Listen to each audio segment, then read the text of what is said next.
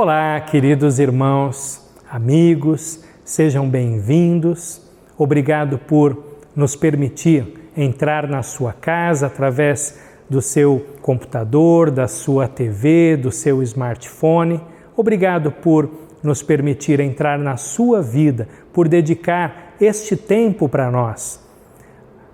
Adorar a Deus é a nossa prioridade suprema, é o maior de todos os privilégios que nós temos. E eu quero convidar você a fazer isso com toda a alegria, a absorver cada momento deste culto que foi preparado para você, para sua família, com toda a dedicação de todo o nosso coração para servir a Deus e servir você.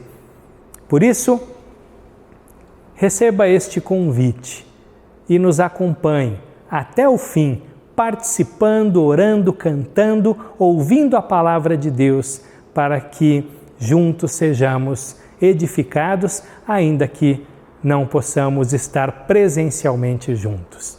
Seja bem-vindo, adore a Deus com alegria. Igreja Batista da Lapa, mesmo distante, conectada a você.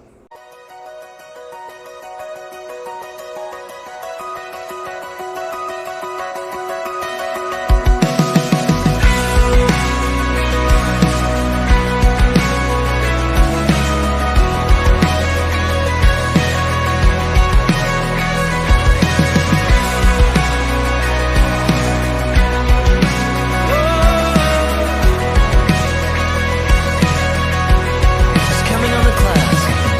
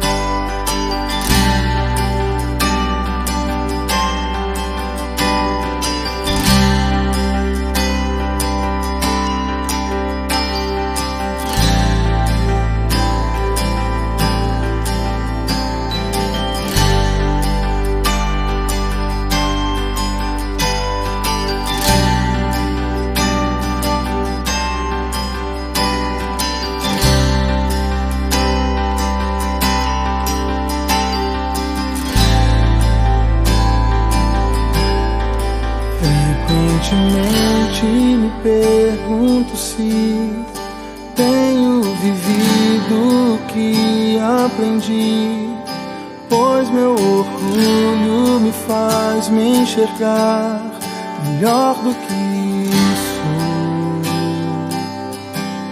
Será que consigo ao próximo olhar, sem com meu olhar várias pedras lançar?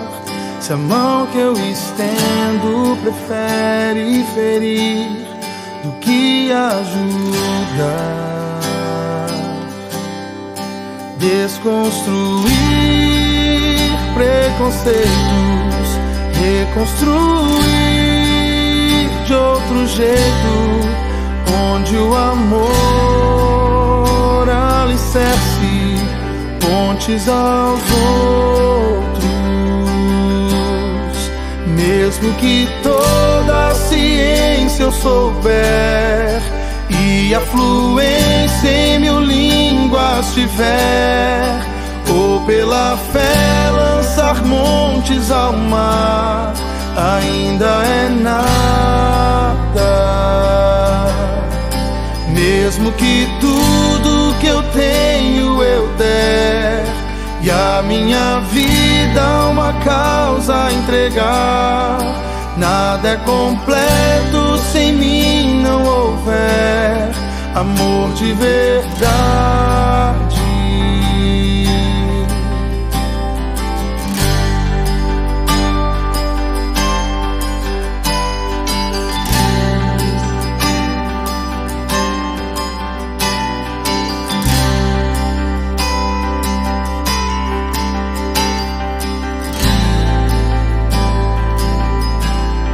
Será que consigo ao próximo olhar, sem com meu olhar várias pedras lançar?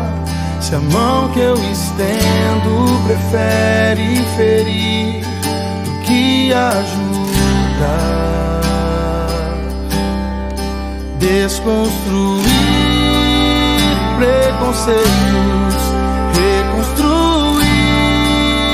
de outro jeito, onde o amor alicerce pontes aos outros. Mesmo que toda a ciência eu souber e a fluência em 1000 línguas tiver, ou pela fé lançar montes ao mar, ainda é nada.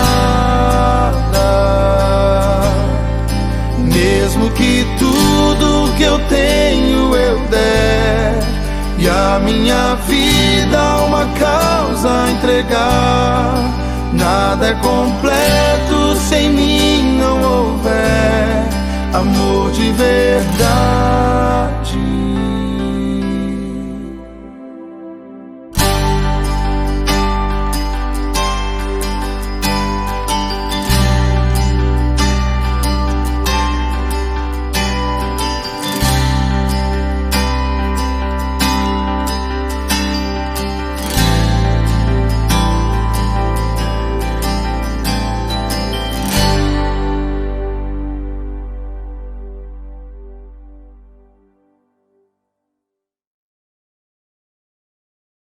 Bom dia, amados irmãos. Que a graça e a paz do nosso Senhor Jesus Cristo esteja com cada um de nós. Estamos aqui mais uma vez para falarmos de mais uma das nossas campanhas missionárias, dessa vez trabalhando a campanha de missões estaduais com o tema Seja uma Ponte, conectando pessoas a Jesus. Nós temos como divisa o texto de 1 Coríntios 9, 22, que diz: tornei-me tudo para com todos, para de alguma forma salvar alguns. Irmãos, gostaria de refletir com vocês sobre esse tema. Seja uma ponte, conectando pessoas a Jesus. Isso é muito mais do que um tema, na verdade é um desafio para mim e para você, para cada um de nós da Igreja Batista da Lapa. Recebemos esse desafio de Deus, o primeiro missionário que nos enviou, por amor, o seu Filho Jesus Cristo.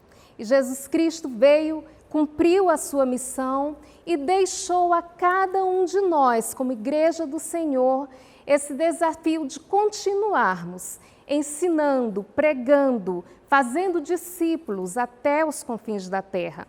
E nós estamos aqui em São Paulo, nesse estado super populoso e também num estado estratégico para o cumprimento da nossa missão, porque aqui nós temos representantes de diversas partes do mundo.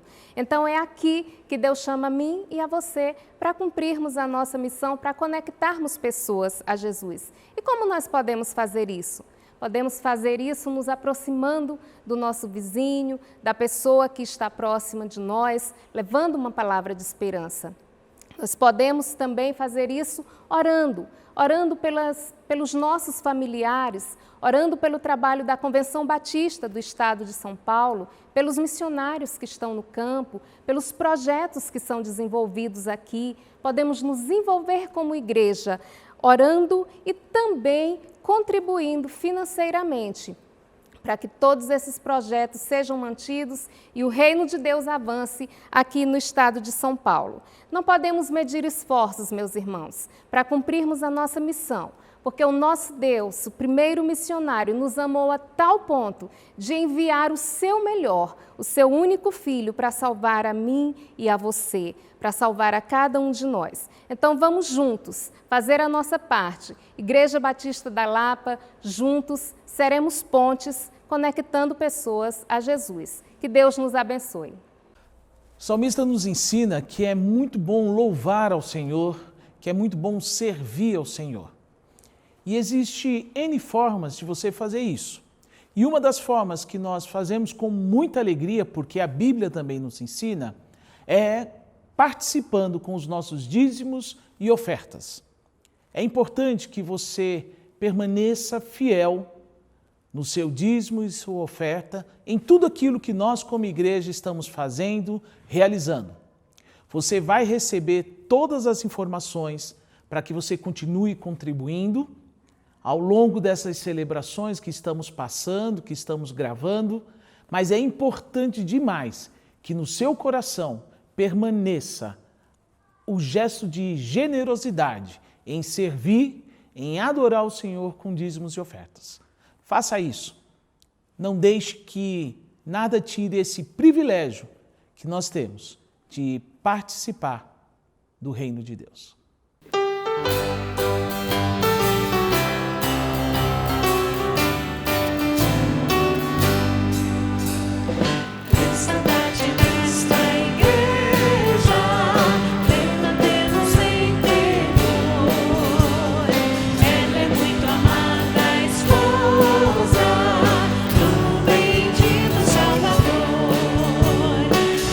Jesus, o comandante, verdadeiro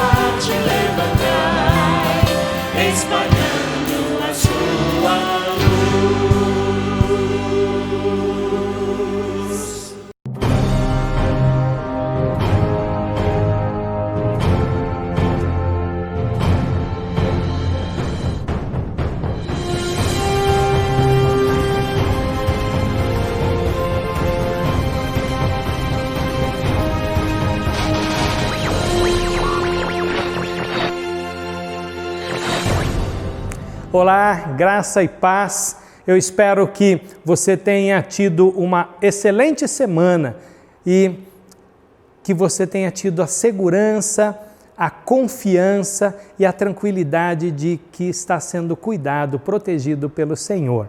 Eu quero compartilhar com você um trecho da Palavra de Deus, texto muito conhecido, primeiro livro da Bíblia, Gênesis 11, capítulo 11, versículos 1 a 9. O tema é Libertando-se da confusão ideológica. Diz assim a Palavra de Deus: no mundo todo havia apenas uma língua, um só modo de falar. Saindo os homens para o Oriente, encontraram uma planície em Sinear e ali se fixaram. Disseram uns aos outros: vamos fazer tijolos e queimá-los bem. Usavam tijolos em lugar de pedras e piche em vez de argamassa. Depois disseram: vamos construir uma cidade com uma torre que alcance os céus. Assim nosso nome será famoso e não seremos espalhados pela face da terra. O Senhor desceu para ver a cidade e a torre que os homens estavam construindo. E disse o Senhor: eles são um só povo e falam uma só língua, e começaram a construir isso. Em breve nada poderá impedir o que planejam fazer. Venham, desçamos e confundamos a língua que falam, para que não entendam mais uns aos outros. Assim o Senhor os dispersou dali por toda a terra e pararam de construir a cidade. Por isso foi chamada Babel, porque ali o Senhor confundiu a língua de todo o mundo. Dali o Senhor os espalhou por toda a terra. Vamos orar? Senhor, a Tua palavra, ela fala ao nosso coração, ela nos instrui, ela nos conforta, nos adverte. Nós desejamos, Senhor, compreender a Tua palavra neste tempo em que vivemos, sermos enriquecidos e direcionados por ela. Por isso, Pai, por meio do Teu Santo Espírito e por meio da Tua palavra, que é a espada do Espírito, nos conduz, nos edifica e realiza em nós aquilo que Te agrada. É o nosso desejo, a nossa oração, em nome de Jesus. Nós encontramos aqui nesse texto uma das primeiras tentativas humanas de construir uma civilização sem Deus. Apesar de não ter dado certo, nós nunca mais paramos de tentar. As notícias diárias de injustiça, degradação humana, crise ambiental mostram isso com muita clareza. Deus colocou o homem no jardim do Éden, deu a ele o privilégio de ser o cogestor, de participar da gestão do planeta. Deus fez do jardim uma maquete que o homem deveria conhecer muito bem, cuidar e expandir. O homem governaria seguindo, portanto, um modelo divino de gestão. Mas veio a queda do homem, depois o primeiro assassinato e logo em seguida a primeira cidade fundada por Caim e batizada com o nome do seu filho.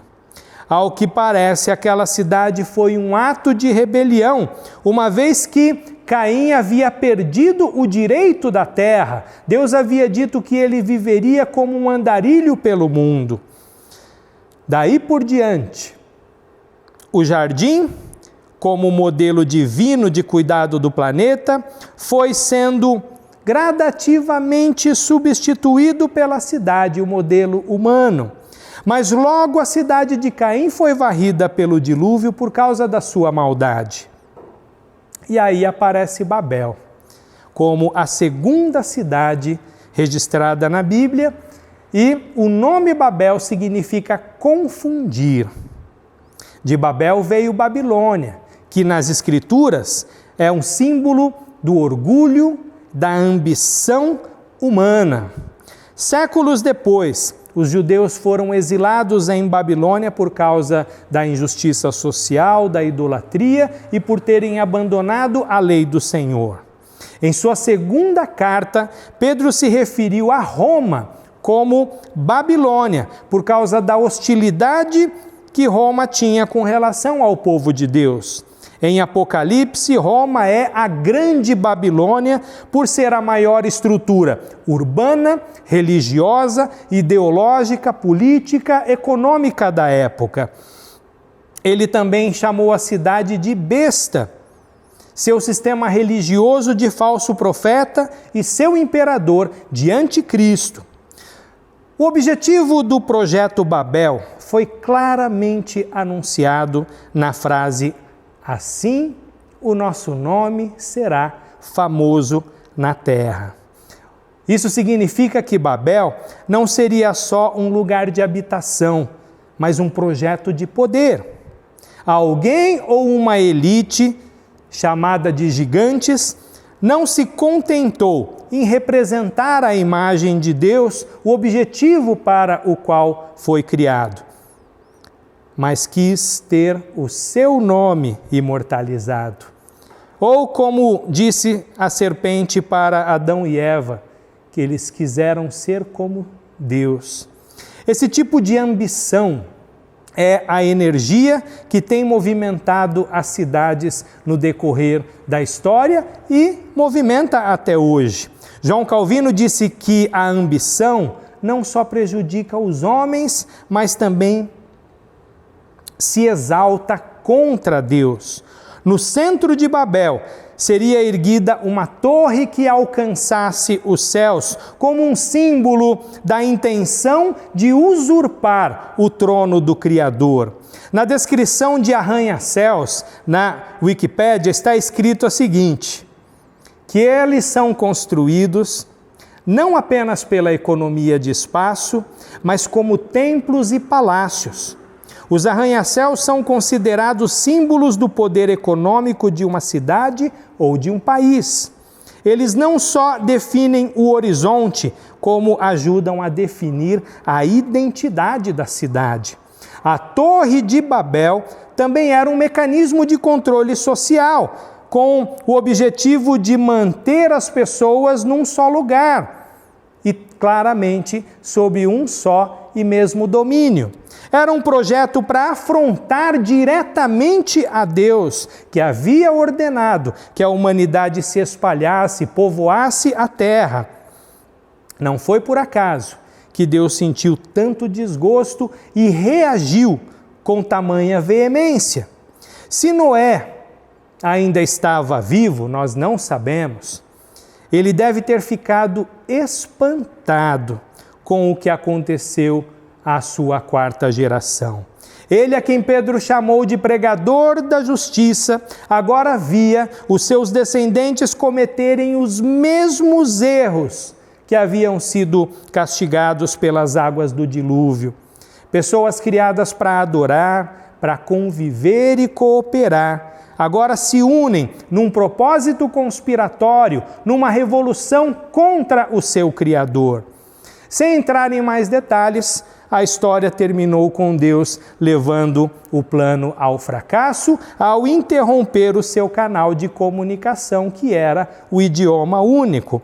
Os grupos se dividiram de acordo com os seus idiomas, dando assim origem às primeiras nações. Essas nações, mais tarde, manifestariam os seus próprios pecados como nacionalismo, racismo, etnocentrismo, imperialismo, escravismo e outros muitos males que nós já conhecemos. No entanto, regimes como o nazismo, comunismo ou as ditaduras de todo tipo ensinam que descentralizar o poder é, sem dúvida alguma, melhor do que concentrá-lo. É importante entendermos que existe sim um progresso real e muitas coisas boas no mundo, nas nações, em nossas cidades, mas isso por causa não de uma bondade inerente no ser humano, mas da graça comum, a graça que Deus dispensa à humanidade em profusão, com generosidade, com misericórdia, porque sem a graça de Deus, sem a bondade de Deus emprestada à humanidade caída, a vida não seria possível, mas graças a ela nós temos vivido com certo conforto, temos desfrutado de benefícios da ciência, da técnica, da medicina, temos experimentado muita coisa boa por conta da graça de Deus. Mas é importante lembrar quem foi que escreveu essa história, quando escreveu e para quem ela primeiro foi entregue. Moisés estava peregrinando no deserto com os hebreus. Eles estavam sendo preparados para ser uma nação representante de Deus. E era muito importante que eles soubessem ou se lembrassem como surgiram as outras nações. Eles haviam sido libertados de um longo período de escravidão no Egito, governado pelo faraó. Tinham sofrido na pele o que era viver numa nação injusta, sob condições insalubres, debaixo de um governo ditador e perverso. Por isso, Deus os havia proibido de imitar outras nações, para que eles pudessem ser exemplares e agentes de transformação no mundo. Eles viveriam abençoados numa terra que seria como um novo Éden, uma terra que mana leite e mel.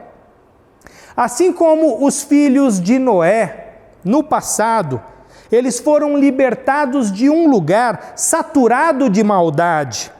E assim como os filhos de Noé, eles deveriam inspirar não só outros povos, mas também instruir as próximas gerações a adorarem a Deus com amor reverente e a ser uma presença fiel no mundo. Deus seria o seu único Senhor e Israel seria uma nação sacerdotal. Mas não foi bem isso que aconteceu, porque Israel insistiu em imitar as nações vizinhas e adorar os seus falsos deuses. Suas cidades e governantes seguiram a mesma lógica de poder e praticaram as mesmas injustiças. Deus constituiu juízes, mas eles sistematicamente voltavam sempre para os mesmos erros. A maioria dos seus reis se desviou para governar sem Deus. Tanto os reis como o povo não deram ouvidos aos profetas e ainda assassinaram muitos deles, de maneira que a ambição do poder contaminou tanto, mas tanto os israelitas, que o reino acabou rachando em duas partes e essas duas partes foram arruinadas depois pelo exílio. Percebe como Babel foi o protótipo da incansável tentativa humana de se projetar ao céu pela própria força, do desejo humano de ser Deus, e também foi a primeira versão de uma organização social e política injusta. Depois dela, nenhuma nação ficou livre desse mal, nem mesmo Israel, chamado para ser o povo de Deus. E isso revela que o pecado não é somente uma coisa individual, mas também se manifesta coletivamente. Em diferentes graus, ele impregna a estrutura e também a identidade de todas as nações, assim como a craca que gruda no casco dos navios. Por isso, em várias partes da Bíblia, Deus anuncia que um dia todas as nações serão levadas a juízo. Mas Deus não deixou o seu povo sem solução. Ele firmou uma aliança de paz com a sua criação e com o seu povo depois do dilúvio.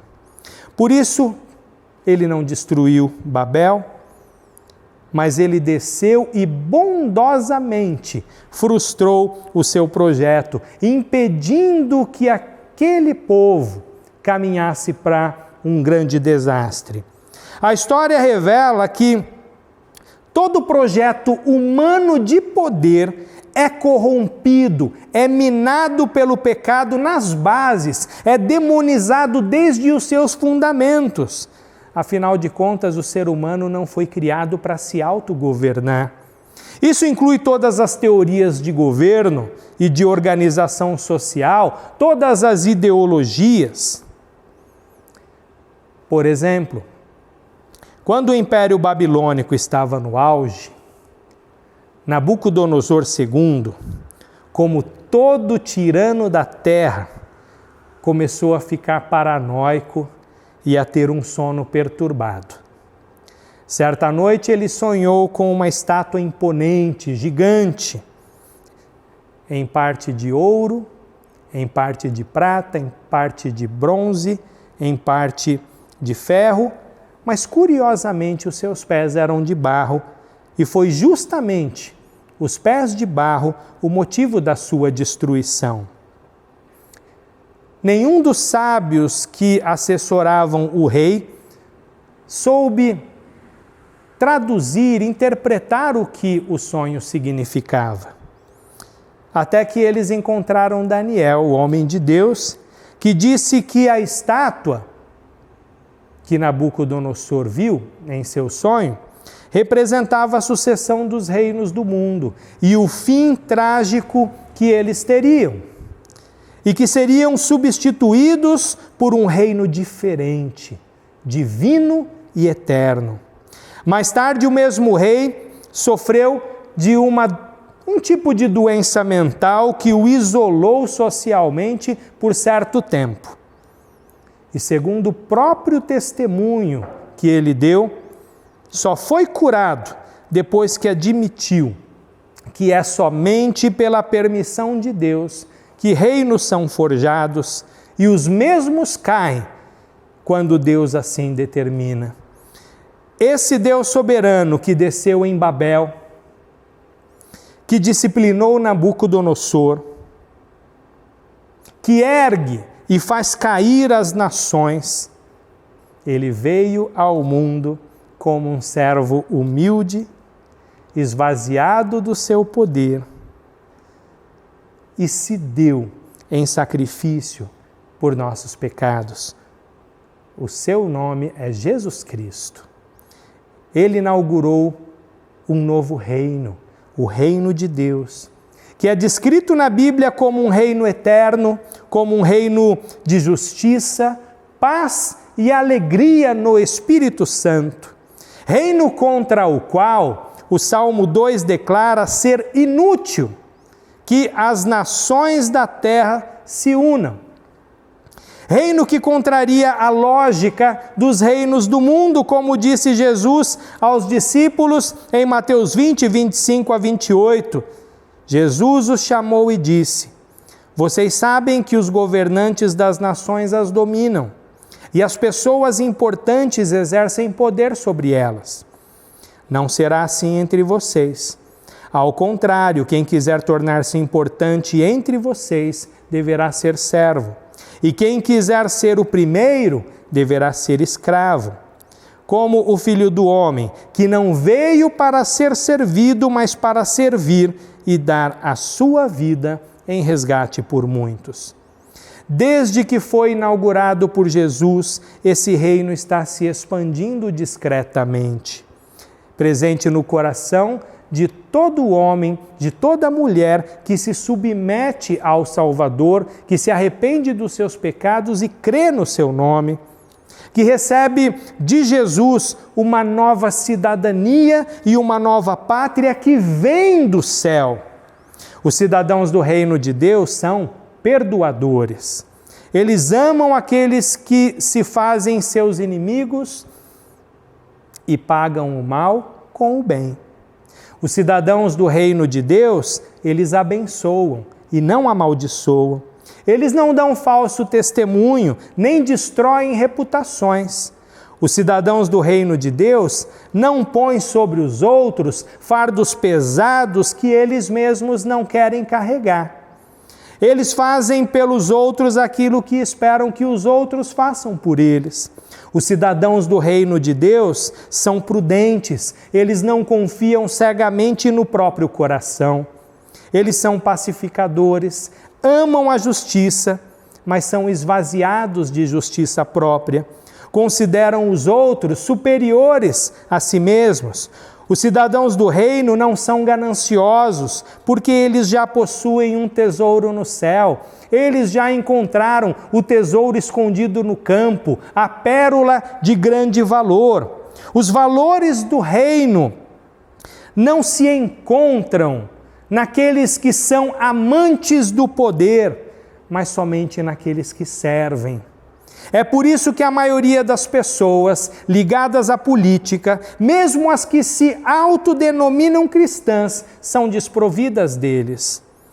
Mas pela graça de Deus, existem exceções, e exceções até entre aqueles que não professam a nossa fé.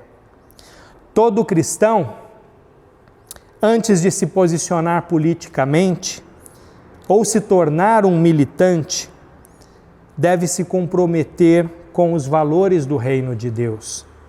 Esse é o único jeito de corrigir os vícios e aprimorar as virtudes da ideologia política da sua preferência.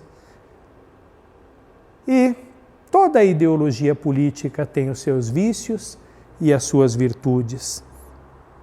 É a lente do reino que dá discernimento.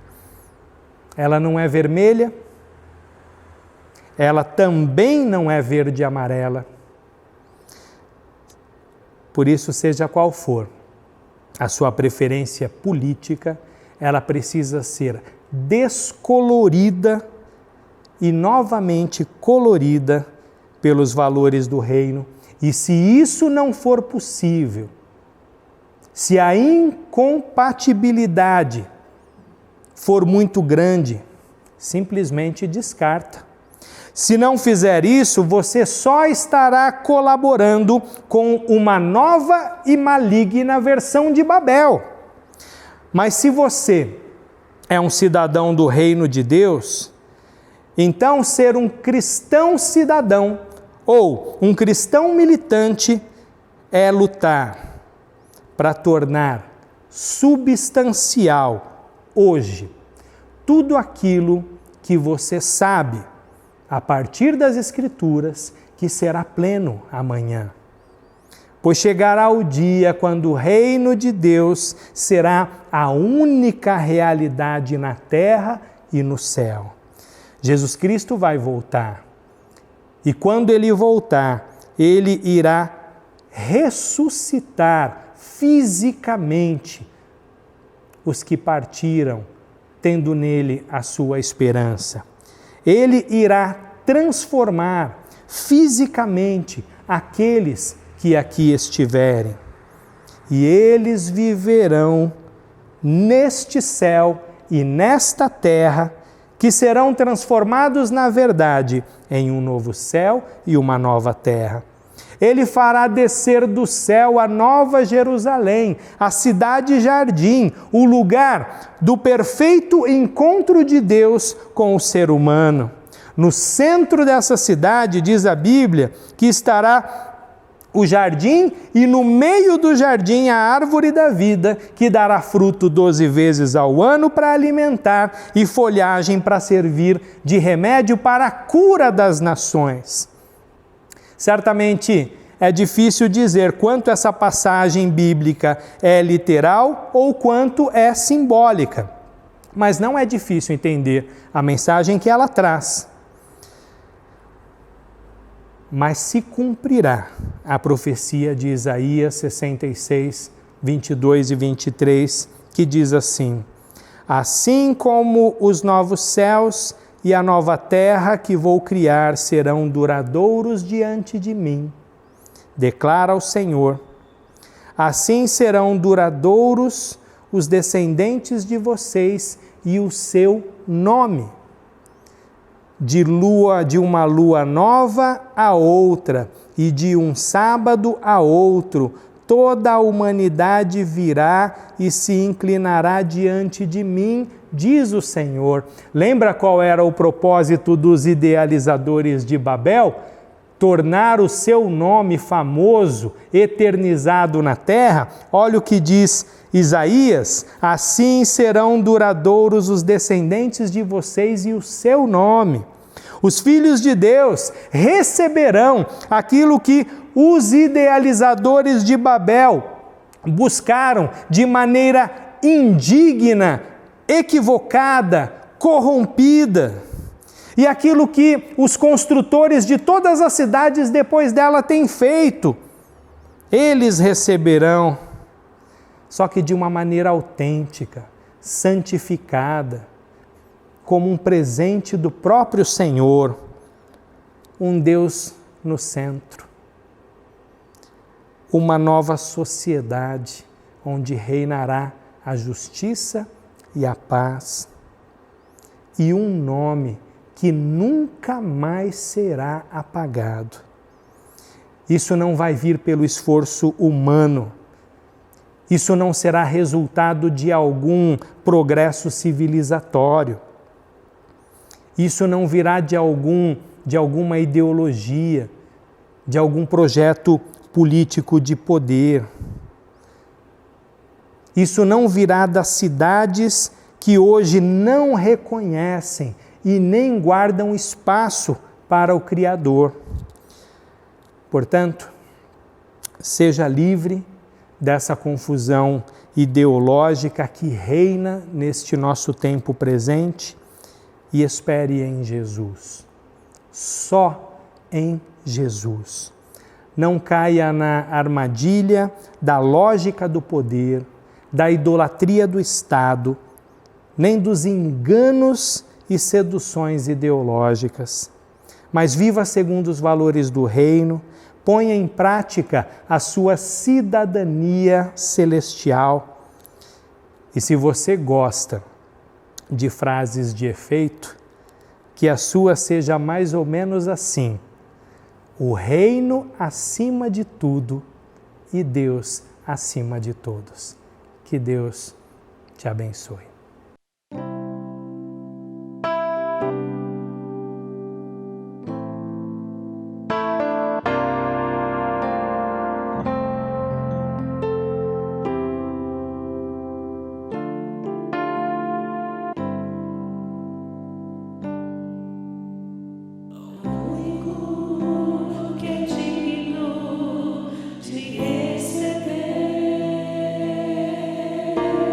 All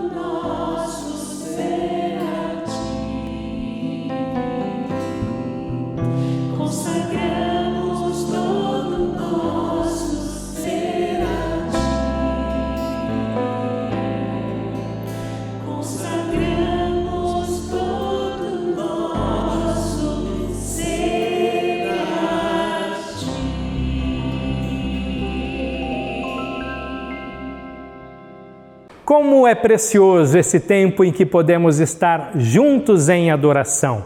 Como eu disse no começo, a adoração é nossa prioridade suprema, mas também temos outros privilégios como a comunhão de amor que há em Cristo Jesus e também a oportunidade para aprender e testemunhar da Palavra de Deus. Por isso, participe de todos os nossos encontros. Você é bem-vindo. Nós ficamos felizes em te envolver nessa grande comunhão de nós, povo de Deus, que nós temos como Igreja de Jesus Cristo. Igreja Batista da Lapa, mesmo distante, conectada a você.